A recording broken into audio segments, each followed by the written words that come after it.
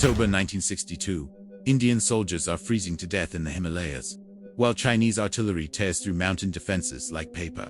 In New Delhi, a phone rings inside the Prime Minister's office, and on the other end is the President of the United States, offering help that could save India, or quietly bind it forever.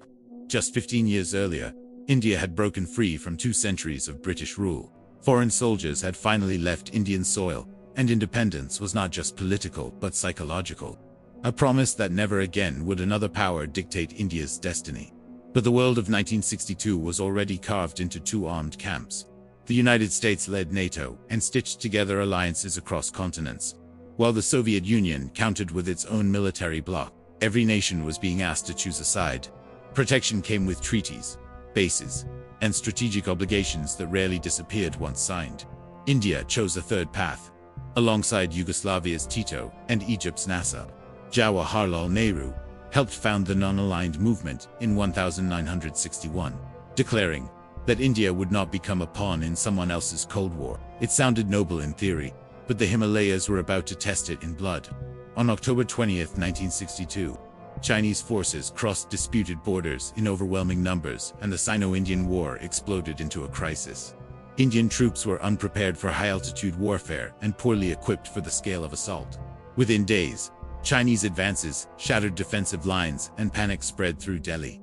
Nehru, the architect of non-alignment, now faced a brutal reality. His letters to U.S. President John F. Kennedy requested urgent military assistance, including aircraft and air support that only a superpower could provide. American transport planes began landing in India within days, unloading supplies and equipment. For the first time since independence, American military power was operating directly on Indian soil. In Washington, strategists saw an opening. If India was desperate enough, perhaps it would accept deeper integration into the American security system, because American bases are never just about defense. After World War II, U.S. forces remained in Germany and Japan, and over time bases expanded into South Korea, Turkey, the Philippines, and beyond. By the 1960s, the United States maintained more than 1,000 military installations worldwide. Bases projected power, but they also created leverage. Host a base and you gain protection, advanced weapons, and diplomatic backing. In return, your foreign policy gradually intertwines with Washington's priorities. Pakistan made that calculation in the 1950s. It joined SEATO in 1954 and CENTO in 1955, aligning itself with US-led alliances in exchange for military aid and strategic backing. American support flowed to Pakistan in the form of weapons and diplomatic protection.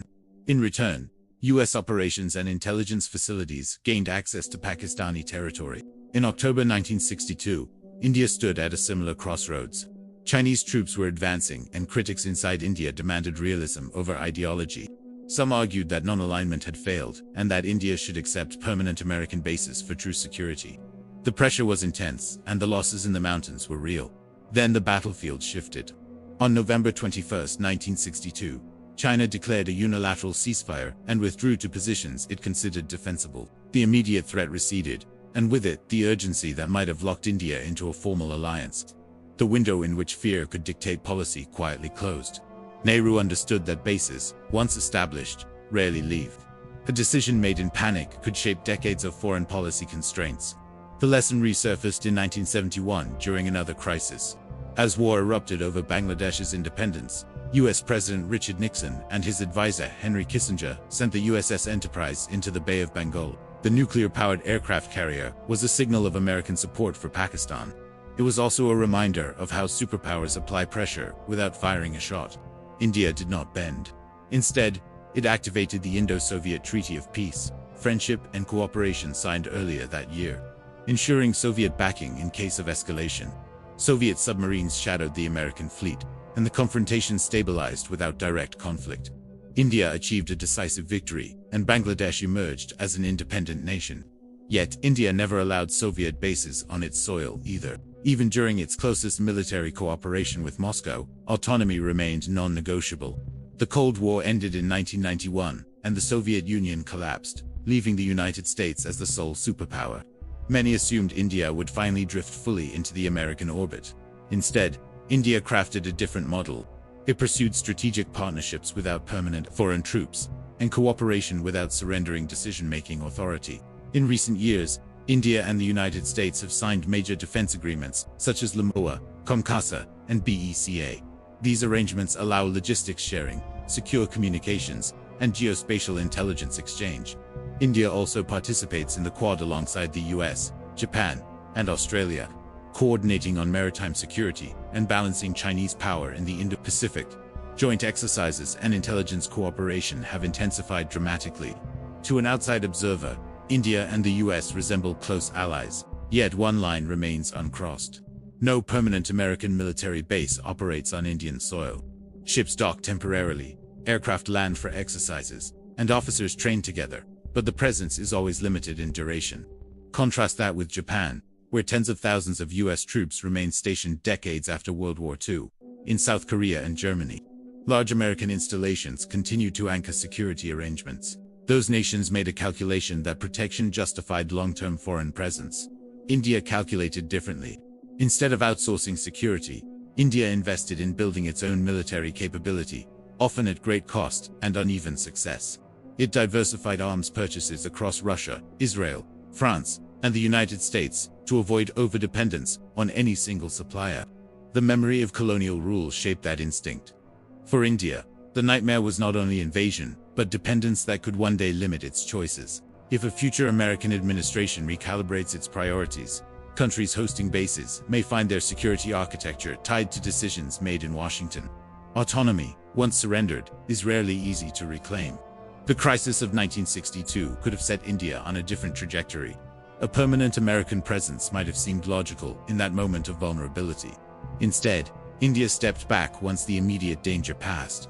Leaders concluded that flexibility across decades would matter more than guarantees in a single crisis. Today, China remains India's primary strategic concern, and the United States is its most significant external partner in balancing that challenge. Cooperation is deep and expanding, yet it operates within boundaries India carefully maintains. India has demonstrated that partnership does not require submission. It seeks maximum strategic benefit while preserving the freedom to say no. The lesson is not that alliances are inherently wrong. Countries like Japan and South Korea prospered under American security umbrellas and made rational choices for their circumstances. India's path reflects its own history and self-image as a civilization state, unwilling to trade autonomy for comfort. The refusal in 1962 was not theatrical defiance, but strategic caution shaped by memory. When the phone rang in Nehru's office in October 1962, India stood between fear and freedom. It accepted assistance, but stopped short of permanent dependence. Decades later, as India rises as a major power, that restraint looks less like hesitation and more like long-term strategy. In a world where alliances shift and interests evolve, the most enduring power may be the ability to choose your partners without hosting their flag on your soil. If you've liked this video and would like more content like this, please comment, like, and subscribe to the channel.